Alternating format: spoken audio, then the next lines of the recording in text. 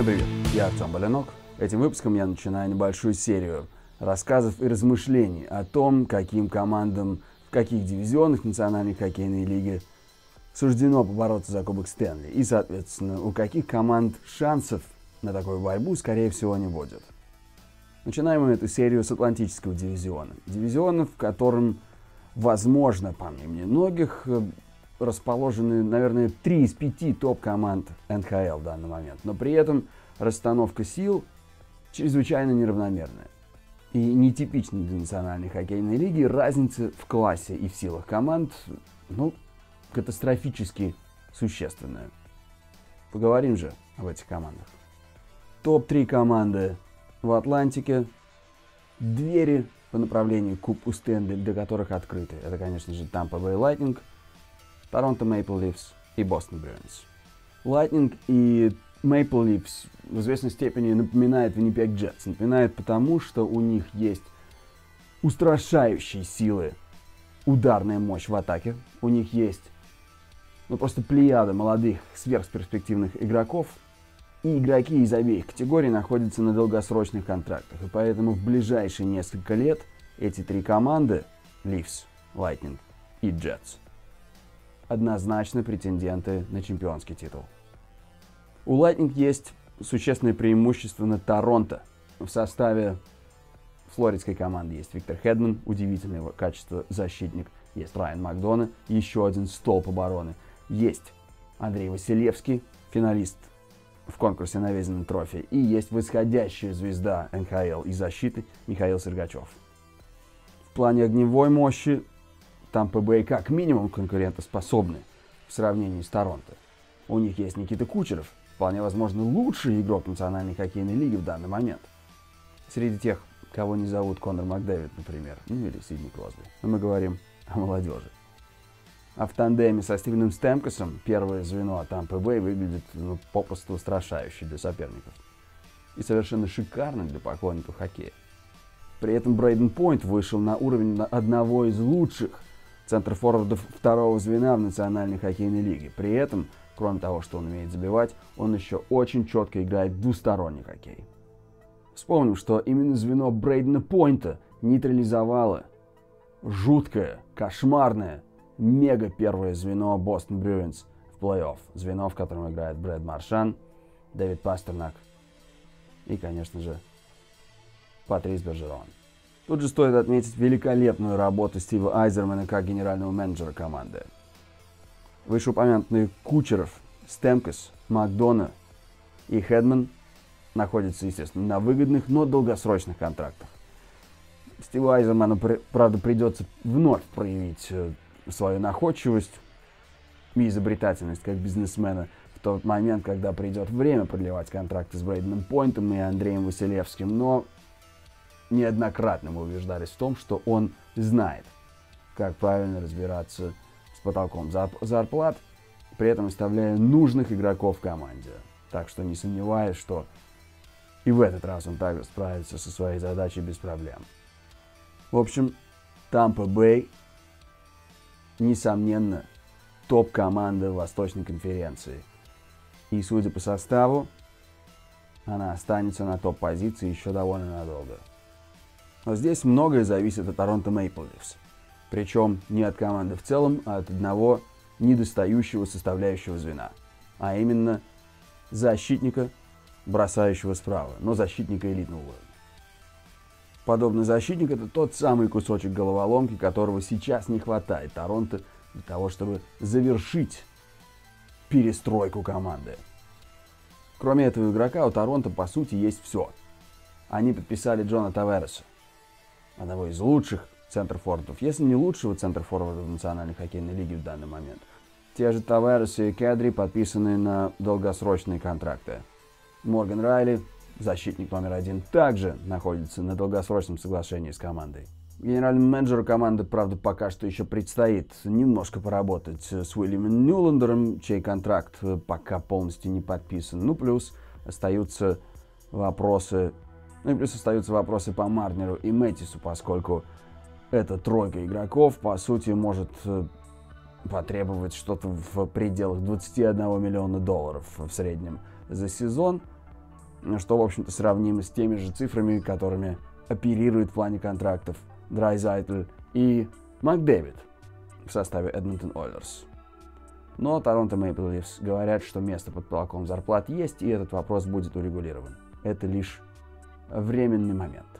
Ну и, собственно, тот факт, что в команде будут играть Мэтьюс, Марнер и Нюландер, был один из ключевых моментов, в силу которых Таверес согласился перейти именно в Торонто Мэйпл Лифс.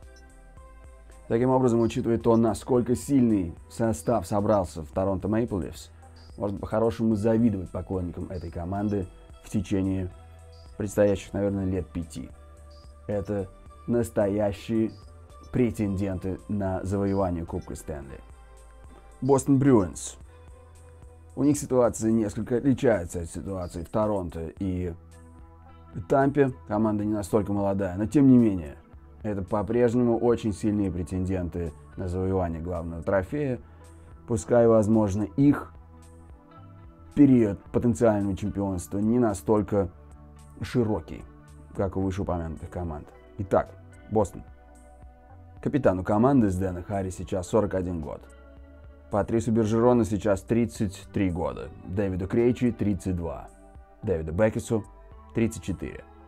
Но при этом, наряду с этими мега-ветеранами, еще полными потенциала и скорости, играют очень интересные молодые парни. Тот же Дэвид Пастернак, которого брали в команду для того, чтобы он эффективно отыгрывал двусторонний хоккей, превратился в настоящую звезду команды. Он провел потрясающий сезон и, по сути, сейчас может начинать требовать отдельную раздевалку, подобно суперзвезде Голливуда. Ну, образно выражаясь, конечно же. Хоккей всю эту пудру не любит. Чарли Маковой при этом выглядит очень надежно в защите. Он вполне может в какой-нибудь прекрасный день завоевать Норрис Трофи. Джейк Дебраск провел отличный дебютный сезон. Он врывается на пятак и разрывает вратарей и ворота. Ну а Райан Донато проснулся к завершению сезона, словно выпил необходимую такую чашку кофе перед занавесом и продемонстрировал отличный потенциал. Ну а Маршан по-прежнему в отличной форме, его ненавидят все, он купается с любовью в этой ненависти, он постоянный претендент на завоевание звания лучшего игрока. И Тука Раск, вратарь команды, также в блестящей форме. Так что Бостон по-прежнему сила, с которой необходимо считаться. Несколько сезонов у Бостона по-прежнему остаются для того, чтобы серьезно претендовать на завоевание главного трофея. Приоткрыть дверь на пути к чемпионству в Атлантическом дивизионе могут Флорида Пэнтерс. Они не прошли в плей-офф сезона 2017-18 в последний игровой уикенд. Было жутко обидно. Они продемонстрировали отличный игровой потенциал, и поэтому нет сомнений в том, что в этом сезоне они вновь будут бороться за выход в плей-офф. Основная причина успеха команды – это Александр Барков.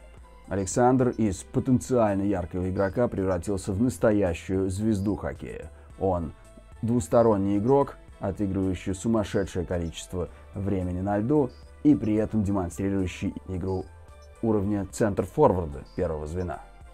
Кроме него в топ-6 в составе Флорида Пэнтерс входят Трочек и Джонатан Юбердо, которых незаслуженно недооценивают иногда в критических замечаниях. А также пришедший в команду Майк Хоффман, а также Евгений Додонов и Ник Бюкстед по краям. Аарон Экблад, Кит Йендл и Майкл Мэттесон, они словно копьеносцы в защите команды. Основные игроки Пантер подписаны на долгосрочные контракты в данный момент. И кроме того, в системе уже появились очень яркие молодые игроки, потенциальные звезды. В университетском хоккее Хенрик Боргстрём демонстрирует очень интересную игру. У него есть шанс дебютировать в Национальной хоккейной лиге в этом сезоне. И при этом Оуэн Типпет и Алексей Хепаниеми в младших лигах также очень здорово забивают, набирая совершенно сумасшедшее количество очков и также демонстрируют блестящий потенциал для лучшей лиги на планете. Есть, правда, вопросы относительно вратаря команды.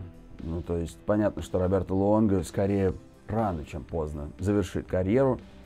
Но сможет ли Джеймс Раймер занять место первого голкипера номер 1 в команде? Вот главный вопрос в данный момент. Тем не менее, это основной вопрос, но в целом в команде все неплохо. И это однозначно претенденты на выход в плей-офф. Что будет насчет борьбы за Кубок Стэнли, совершенно отдельный вопрос. Но команда опасная, и ее ни в коем случае нельзя списывать со счетов. И это хорошо. Buffalo Sabres. Им, конечно, хочется стучаться в дверь борьбы за чемпионство, но в данный момент команда проходит через процесс перестройки. По-прежнему. Несмотря на то, что Тавареса подписали Торонто Мэйпл Лифс, Buffalo Sabres, по крайней мере на бумаге, выглядит как команда, чей состав был усилен наилучшим образом в межсезонье. Вот смотрите, ушел Райан Райли. Это, конечно, потери существенные. Но Buffalo Sabres подписали Джеффа Скиннера, Конора Шири, Патрика Бергунда и Владимира Соботко. И эти подписания, откровенно говоря, перевешивают мастерство Райана Урали. При всем к нему уважении. Кроме того, сверхперспективный Кейси Миттельстад, вообще Миттельстад его называют в Америке, Миттельстад почему-то по-русски, разберемся, но он, конечно же, предпочитает Миттельстад. Так вот, он проведет полный сезон, на него возложены огромные надежды Buffalo Sabres. И при всем при этом, в драфте 2018 Buffalo Sabres под первым номером заполучили в свое распоряжение ярчайшего защитника Расмуса Далина. И он наверняка дебютирует в сезоне 2018-19.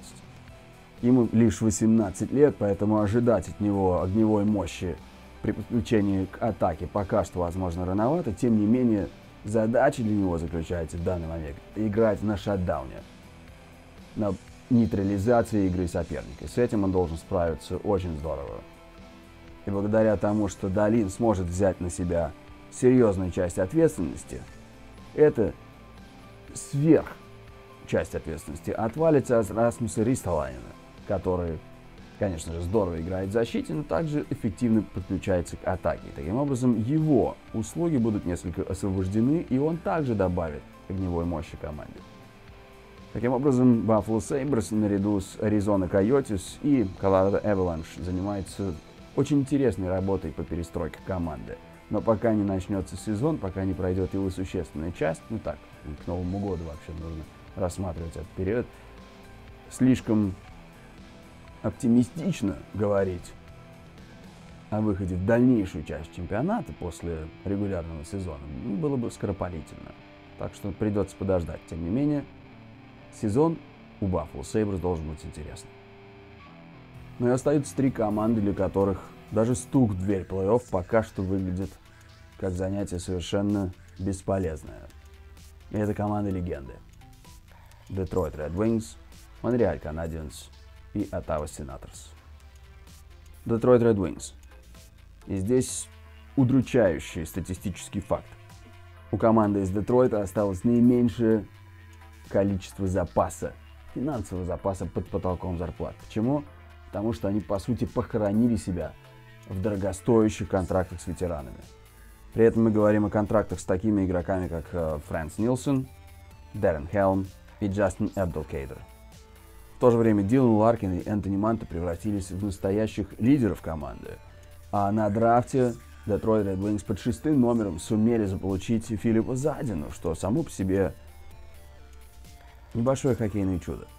Тем не менее, наличие дорогостоящих ветеранов, возможно, мешает команде заполучить тот самый драфт-пик номер 1. В силу того, что, несмотря на обитание в области дна Национальной хоккейной лиги, до самого дна Red Wings пока что не добрались. Ну а следующим летом, если Красным Крыльям удастся подобраться ближе к тому самому днищу, у них появится шанс заполучить будущую мегазвезду по имени Джек Хьюз. Ну а в этом сезоне Detroit Red Wings, возможно, приходится рассчитывать на то, что Хенрик Зеттерберг, как бы прискорбно и цинично это ни звучало, продолжит испытывать проблемы со спиной и не сможет внести свой вклад в общую копилку команды. То есть в данный момент проигрыш принесет Red Wings гораздо больше пользы, нежели победы. В данный момент они находятся в годах от того, чтобы вновь превратиться в конкурентоспособную команду не только в Атлантическом дивизионе, но и в целом в Национальной хоккейной лиге. Монреаль Канадиенс – самая титулованная команда в истории Национальной хоккейной лиги. И в течение нескольких лет, в особенности в тот момент, в те годы, когда Керри Прайс находился на пике формы, они выглядели как клуб, способный сражаться за главный трофей. Но помимо Керри Прайса в команде был еще и Пике Субban, был еще и Макс Пачаретти. Пике Субban отдан в Нэшвилл, Макс Пачаретти пока находится в такой туманной неизвестности относительно своего будущего в команде. Так вот, Керри Прайс, ему сейчас 31 год. Для него начинается первый из 8 лет дорогостоящего контракта, 10,5 миллионов долларов в год. При этом вспоминаем, что в 2 из 3 предыдущих сезонах он пропустил существенные отрезки сезонов из-за травм.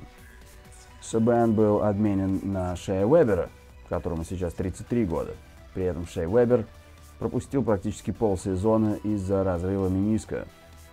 Но у него при этом сохраняется контракт еще на 8 лет стоимостью 7,86 миллиона в год. Макс Пачаретти начинает пока что завершающий год существующего контракта, и нет конкретной информации относительно того, останется он в команде или нет.